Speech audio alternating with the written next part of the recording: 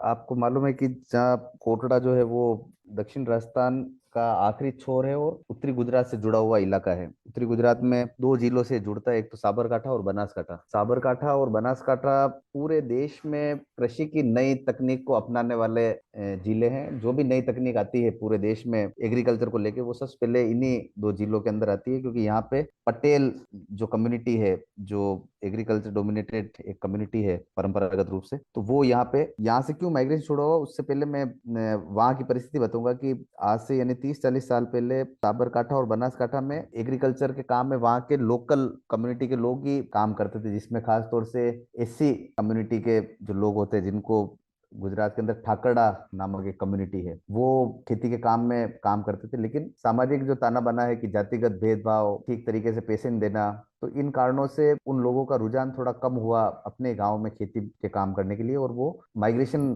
उन्होंने शुरू किया। और इन दोनों जिलों की जो एससी कम्युनिटी है, ओबीसी कम्युनिटी, वो भी, और जो लैंडलेस है, वो थोड़ी प्रभावित हुई कि हमको अब यहाँ से छोड़ना चाहिए और शहरों में जाना चाहिए, जहाँ थोड़ी डिग्निटी भी मिलेगी, पैसा भी दो ज्यादा मिलेगा। तो वहाँ जाने से एक गैप यहाँ के एग्रीकल्चर के काम में हुआ, क्योंकि यहाँ के जो किसान हैं, उनके पास सैकड़ों एकड़ जमीन है और बिना किसी श्रमिक की मदद से वो इतनी बड़ी खेती कर नहीं पाएंगे। तो ये गैप भरने के लिए उन्होंने देखना शुरू किया कि तो ये तो उस एंड की कहानी है।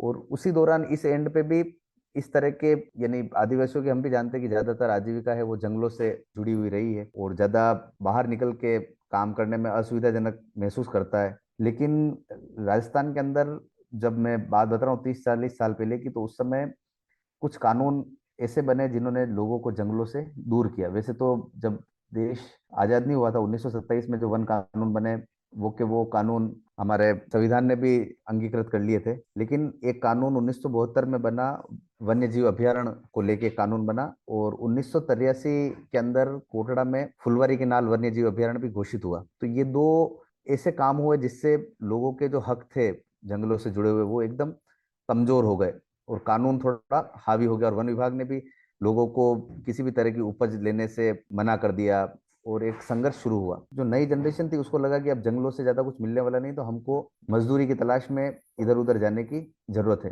तो दोनों ट्रांजेक्शन हमको समझने पड़ेंगे कि इधर ऐसे कानून बने, और उधर जो औद्योगिकरण हुआ गुजरात में, तो उससे लोकल लेबर तो सिटी में चली गई, और यहाँ के जो ट्राइबल थे, उनको जंगलों से जो आय हो रही थी वो कम हुई। तो दोनों तरफ एक नीड खड़ी हुई। किसान को मजदूरों की जरूरत पड़ी, और यहाँ के जो लोग हैं उनको मजदूरी की जरूरत पड़ी कि हमको रोजमर्रा की मजदूरी कैसे मिलनी चाहिए। ट्राइबल भी पिछले 50-60 सालों में अच्छी तरीके से खेती करना सीख गए थे, और उनको भी लगा कि ये काम फेमिलियर है। शहरों में जाके वहाँ रहना थोड़ा उनके लिए कठिन भी था, क्योंकि लैंग्वेज बैरियर थे, कभी बाहर नहीं निकले। तो इसलिए ये रूरल टू रूरल माइग्रेशन की शुरुआत हुई। अ, जो आपने कहा कि रूरल टू रूरल माइग्रेशन का एक बड़ा कारण आपने वन अधिकार और उससे जुड़े हुए चीजों के बारे में बताया, क्या और कोई वजह है इन इलाकों से माइग्रेशन होने की? जमीन का जो साइज है वो बहुत छोटा है। हमारे इलाके में पहाड़ी इलाका है, जो सिंचाई है वो सिर्फ 19% जो जमीन है उसी पे सिंचाई अभी तक हो पाती है। तो ज्यादा असिंचित इलाका इस इलाके में है। सरकार की योजनाओं का प्रभावी क्रियान्वयन की कमी है, क्योंकि जो जिला मुख्यालय है उदयपुर, वहां से 125 किलोमीटर कोटड़ा दूर है, और इंटीरियर अगर गांव देखेंगे तो वो शायद 200 किलोमीटर तक दूर है। तो जो जिस तरीके से सरकार को वर्क करना चाहिए कि ठीक तरीके से योजनाएं चलें, ठीक तरीके की मूलभूत सुविधाएं खड़ी हो, तो उनका भी हमेशा से इन इलाकों में एक अभाव जैसा रहा है। तो वो भी एक कारण बनते हैं कि लोग माइग्रेंट होके जाए और अपने दम पे कुछ कमा के लाए और अपना परिवार चलाए। एक कारण ये था कि परिवार बड़े होते जा रहे हैं और खेती की जमीन कम होती जा रही है, तो जब तो वो कहाँ से कमाएगा, वो क्या खाएगा। तो इस कारण से भी लोग जो भूमिहीन हो गए, जिनके पास अब कोई जमीन नहीं है और ऐसा कोई हुनर भी नहीं आता है कि वो कोई काम करके शहर में जाके कमाएगा, तो उस तरह के परिवार भी इस ओर आकर्षित हुए। और तीसरा, और आज के समय में जो सबसे महत्वपूर्ण कारण है इस एग्रीकल्चर के अंदर जाने का लेबर के रूप में, वो है एक साथ पैसों का जरूरत पड़ना। कि अगर किसी व्यक्ति के, आदिवासी परिवार के घर में शादी है, तो उसको एक साथ पैसों की जरूरत है।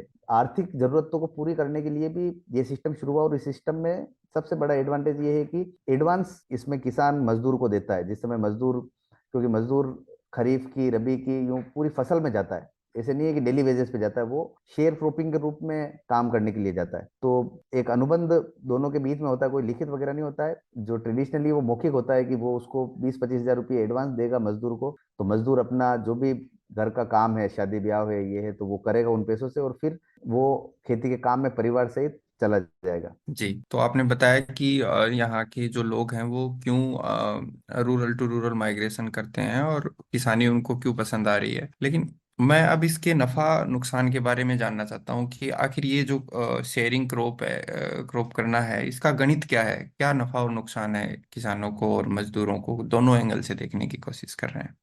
देखो, इसमें एक तो ये है कि एग्रीकल्चर में कितनी भी बात कर लें, कितनी भी टेक्नोलॉजी आ जाएगी, लेकिन वो बिना मजदूरों के हो नहीं सकता। मजदूर होगा तो ही खेती होगी। अब यहाँ का जो पैटर्न है काम का, वो शेयर क्रॉपिंग वाला पैटर्न है। तो ये सिस्टम इसीलिए इस इलाके में खड़ा हुआ कि इतनी बड़ी खेती है तो हमको एक भागिया चाहिए। यानी लोकल लैंग्वेज में शेयर क्रॉपर को यहाँ भागिया बोलते हैं, बहुत सारे इलाकों में हिजारी बोलते हैं, लेकिन यहाँ गुजरात में जो लोग जाते हैं शेयर क्रॉपिंग काम में, उसको भागिया बोलते हैं। भागिया का मतलब हिस्सेदार, भाग वाला, इसका भी हिस्सा है। और जो सिस्टम है वो ये है कि एडवांस पैसे लेके वो परिवार जाएगा और वो वहाँ पूरे साल काम करेगा, और उसको खेती का जो प्रोडक्शन होगा उसका एक हिस्सा मिलेगा।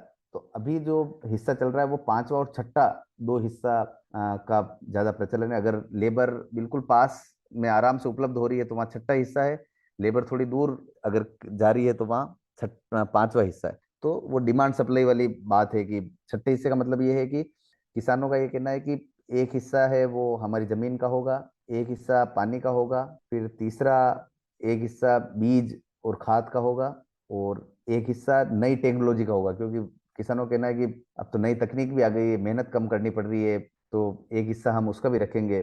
तो मजदूरों का ये घाटा है कि जो न्यूनतम मजदूरी है गुजरात की एग्रीकल्चर की आज की तारीख में 278 रुपीज है। और इसमें डीए का भी प्रोविजन गुजरात सरकार ने कर रखा है कि इसमें एक वक्त का खाना भी उसको दिया जाएगा, तो वो मिला के 348 रुपये बनते हैं डीए के साथ। लेकिन हम 278 की बात करते हैं। लेकिन जब शेयर क्रॉपिंग में जाते हैं तो वहाँ ये घट के, और आज की तारीख में अगर देखेंगे तो 100 रुपए के करीब उसको मजदूरी। हमने एक अपना मोटा अनुमान भी निकाला, हम लोग लगातार काम करें तो उसमें आज की तारीख में जब उसको मजदूरी मिल रही है वो आधी से भी कम उसको मजदूरी मिल रही है। दूसरा, भाग खेती का कोई कानून बना हुआ नहीं है। तो जब मजदूर और मालिक का कोई डिस्प्यूट हो जाता है तो वो न्यायालय में अगर जाएगा या श्रम विभाग में जाएगा तो उसका हिसाब किताब कैसे होगा, उसका कोई सिस्टम नहीं, क्योंकि श्रम कानून में दैनिक मजदूरी का तरीके से उसका प्रोविजन है कि उसका हिसाब किताब होगा। लेकिन यहाँ तो इस तरह का अरेंजमेंट ही नहीं है, तो वो साबित करना कि मैं मजदूर हूँ इसके यहाँ, तो वो मजदूर के लिए मुश्किल हो जाता है। और जब कोई डिस्प्यूट होता है तो वो बिना कुछ लिए हुए घर पे उसको आना पड़ता है अगर वो।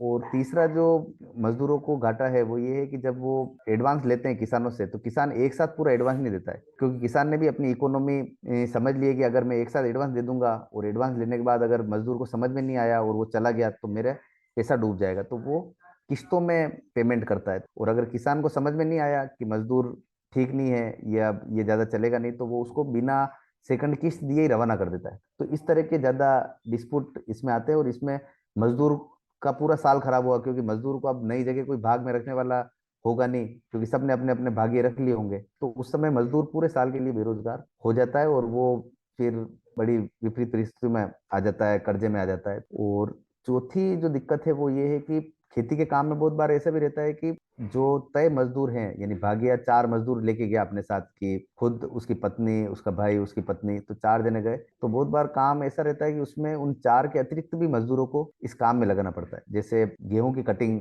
कटाई का काम आया, भागिया और किसान के बीच में बात होती है कि कितने लोग लाएंगे, तो वो बताता है कि 4 लाएंगे, 5 लाएंगे, 2 लाएंगे, तो उस समय तय हो जाता है।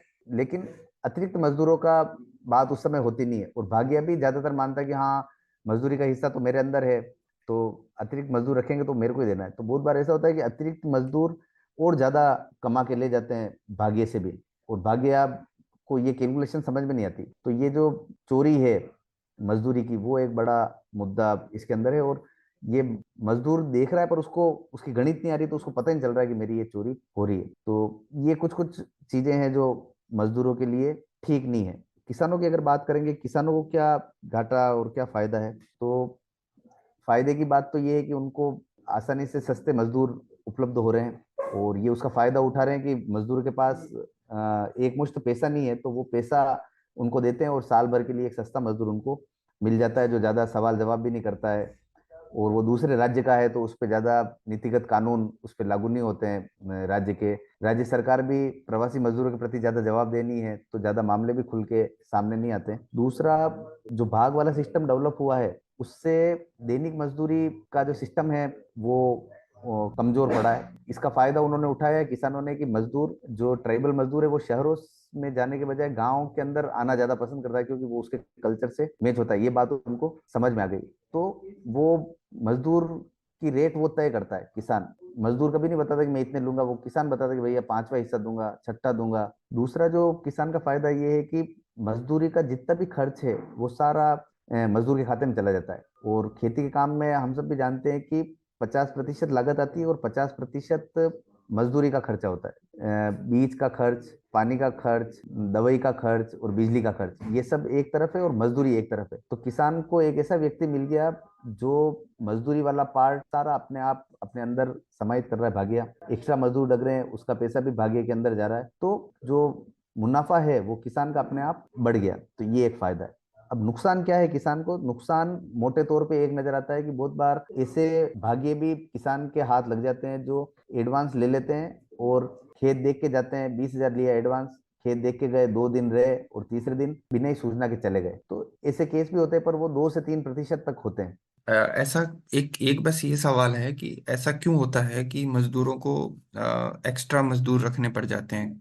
ऐसा कभी कभी होता है, या ऐसा कोई कारण की वजह से होता है, या फसल के कोई जल्दी जाने या आने के प्रभाव की वजह से होता है? आपको क्या लगता है?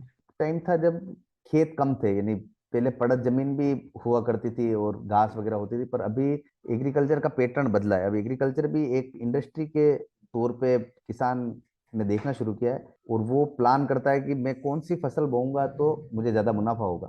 तो अभी जो ग्रेन है उससे शिफ्ट हुआ है एग्रीकल्चर, और कैश पे आया, कैश क्रॉप पे ज्यादा आया है। यानी गेहूं सिर्फ उतने बोए जाएंगे जितने उस किसान को अपने घर पे खाने हैं। अब वो ज्यादा सब्जियां बोना पसंद करता है, ज्यादा वो कॉटन लगाना पसंद करता है। तो ये जो फसलें हैं जो इनके मैंने नाम बताए, आलू, मूंग, कॉटन, ये सब लेबर ओरिएंटेड फसलें इसमें। अब मेरा अंतिम सवाल, आप अब इस समस्याओं को ठीक करने के लिए कैसे अब देखते हैं? क्या अगर इन दोनों को थोड़ा ठीक करने की कोशिश की जाए तो किन चीजों पे काम करने की जरूरत है? दोनों पक्षों में विश्वास कैसे पैदा किया जाए, क्योंकि किसानों का हमेशा ये कहना रहता है कि मजदूर बहुत बार पैसे लेते हैं एडवांस और लेके चले जाते हैं। मजदूरों का कहना है कि हमारे को सही तरीके से ये भाव देता नहीं है, हमको कह के तो ले जाते हैं तुमको पांचवा देंगे, फिर पूरी फसल पक जाती है, फिर वो छठा देते हैं। तो हमारे हाथ में भी कुछ नहीं होता है, क्योंकि फसल पक गई, अब हम ज्यादा नाटक करें तो उससे भी हाथ धोएंगे। बहुत बार महिलाओं का कहना रहता है कि हम लोगों को तो खेती में हम भी बराबर का काम करती हैं, पर हमको कोई पैसा दिया नहीं जाता है। या फिर महिलाओं का ये कहना रहता है कि हम इनके खेती के अलावा भी काम करते हैं, जैसे गाय का गोबर उठाना है, गाय के घास काटनी है, या फिर घर पे बहुत बार झाड़ू पोछे के लिए भी हमको सेठ लेके चला जाता है, तो उसका कोई पैसा होता नहीं। और बहुत बार ये रहता है कि मजदूर जब खेतों पे रहता है 7-8 महीने, तो उसको खाने के लिए भी चाहिए सुबह शाम का खाना, तो उसके लिए भी वो एडवांस देता है किसान मजदूर को। तो वो कोई फिक्स नहीं होता है, वो मांगते कि साहब आज हमको इतने रुपए चाहिए, हमारे सामान लाना है, तो वो कहता है कि आज नहीं है कल लेना। तो उस कंडीशन में भी उनके खाने पीने की तंगी भी बहुत बार आ जाती है। तो इन सारी बातों को ध्यान में रख के हम लोगों ने एक रिटर्न एग्रीमेंट बनाया है, और हम सोचते हैं कि जो बातें मौखिक है उसको लिखित में ले लिया जाए, ताकि एक ग्राउंड भी बनेगा लीगली, और दोनों के बीच में विश्वास भी रहेगा कि हाँ, इन बातों पे हम लोगों ने आपस में काम करना चाहे। तो हम 4-5 चीजें लेते हैं कि एक तो हिस्से पे हम बात करते हैं कि कौन सा हिस्सा देगा किसान भाग्य को। दूसरा, कितना एडवांस देगा और कब कब देगा, वो भी हम उसमें मेंशन करते हैं, क्योंकि बहुत बार किसान कहता है कि मैं 2 किस्त में दूंगा, फिर वो तारीख टालता रहता है, साल भर निकाल देता है। तो हम ये बात भी करते हैं कि आप एडवांस दोगे, कितना दोगे, और पहला एडवांस कब दोगे, दूसरा कब दोगे। तीसरा, हम रखते हैं कि अगर बेगारी काम महिलाओं से करवाया, जैसे घास काटने का, गोबर उठाने का, तो उसका भी अमाउंट तय किया जाए कि, तो वो एक हम इसके अंदर मेंशन करते हैं। तीसरा, क्रॉप वाइज क्या क्या फसल वो बोएंगे, तो ये भी पहले तय हो। फिर कुछ शर्तें ऐसी रखते हैं कि जब वो बेचने जाएगा कैश क्रॉप, तो वो मजदूर को साथ में लेके जाएगा, ताकि मजदूर को भी पता रहे कि क्या भाव हुआ, क्या भाव आया। क्योंकि फिर कुछ किसानों की तरफ से रखते हैं कि बीच में अगर वो छोड़ के चले गए मजदूर, तो उसका क्या सिस्टम रहेगा। अगर 1 महीने में वो छोड़ के चला गया तो उसको किसी तरह की मजदूरी का भुगतान नहीं होगा। अगर वो छोड़ के चला जाएगा तो जो दो गवाह बनते हैं वो इसमें मदद करेंगे उसको वापस पैसा दिलाने में। तो यानी दोनों पक्षों की कुछ कुछ शर्तें लेके हमने लिखने का काम किया, और ये हम जब खरीफ की फसल में लोग जाते हैं तो बड़े स्तर पे अभियान करते हैं और दोनों पक्षों को समझाते हैं कि आप रिटर्न एग्रीमेंट करो, ताकि ये जो व्यवस्था है ये थोड़ी स्टेब्लिश हो और दोनों में विश्वास हो। तो ये एक काम इनके साथ किया जा सकता है, जिससे, क्योंकि इसके अलावा कोई ऑप्शन नहीं है, क्योंकि यहाँ के मजदूरों के पास भी जमीन नहीं है, यहाँ के मजदूरों के पास पैसा नहीं है, तो वो कहीं अपना खुद का व्यवसाय शुरू कर सके, या ऐसा ओरिएंटेशन भी नहीं है कि वो सिटी में जाके कोई काम कर सके। तो दोनों को एक दूसरे की जरूरत है, तो वो उस पे एक काम हम खड़ा करते हैं। दूसरा जो काम है वो मजदूरों के साथ करने का ज्यादा है, जो है कानूनी शिक्षण का काम है। कि मजदूर को ठीक तरीके से हिसाब नहीं आता है, मजदूर को ये पता नहीं कि कितनी जमीन पे मैं बुआई करूंगा तो मैं कमा के ले जाऊंगा, कौन सी फसल मैं अगर बोऊंगा तो मैं कमा के ले जाऊंगा, अतिरिक्त मजदूर अगर रहते हैं तो मेरे को क्या घाटा है। तो ये सारे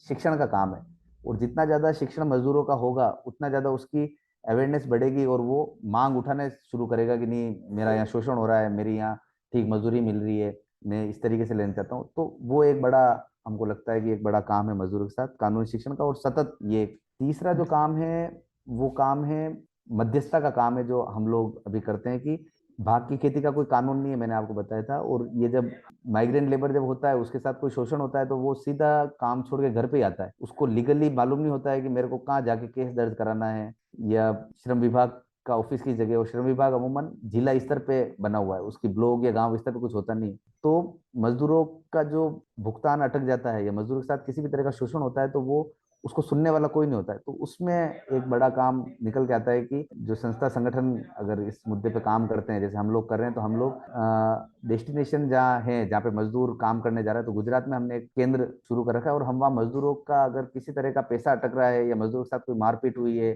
या मजदूरों की महिलाओं के साथ कोई छेड़छाड़ हुई है, तो तीनों तरह के मामले, मानसिक प्रताड़ना, शारीरिक और आर्थिक, इन तीनों के लिए हम एक केंद्र कचेरी चलाते हैं। और चौथा जो काम है वो कलेक्टिवाइजेशन का, मेरे को लगता है कि ये एक बड़ा काम है। कि मजदूर की बार्गेनिंग पावर है वो बहुत कमजोर है, और वो जब अन्य राज्य में जाता है तो और भी ज्यादा कमजोर हो जाता है, क्योंकि वो राजनीतिक और सामाजिक रूप से ज्यादा सक्षम नहीं रहता है जब माइग्रेंट होता है तो। और जिन गाँव में मजदूर जाते हैं वो जैसे इंडस्ट्री में जाते हैं तो वहाँ अलग तरह का शोषण है, लेकिन जब आप रूरल टू रूरल माइग्रेशन जाते हैं तो वो आप किसी गांव में जाओगे तो वहाँ एक ही कम्युनिटी का डोमिनेशन ज्यादा नजर आएगा। सरकार को पता ही नहीं कि भागिया नाम का भी कोई मजदूर होता है, उनको तो ये पता है कि दैनिक मजदूर ही होते हैं, या निर्माण मजदूर होते हैं, या इंडस्ट्रियल लेबर होती है। तो एग्रीकल्चर लेबर का जब नाम लेते हैं तो एग्रीकल्चर लेबर में भी डेली वेजेस वाली धारणा सबके मन में आती है, लेकिन उससे हट के ये एक छुपा हुआ तबका है, जो लगभग 30-40 हजार के करीब लोग हैं गुजरात के अंदर, जो भाग की खेती में काम करते हैं, लेकिन ये विजिबल नहीं है। तो इनकी विजिबिलिटी कैसे होगी, जब ये कानूनी रूप से कहीं ना कहीं नजर आना शुरू होंगे, इनको सरकार मान्यता देगी कानूनी रूप से। तो ये एक हमको लगता है कि बड़ा काम है कि इनको, इस पॉपुलेशन को विजिबल पॉपुलेशन बना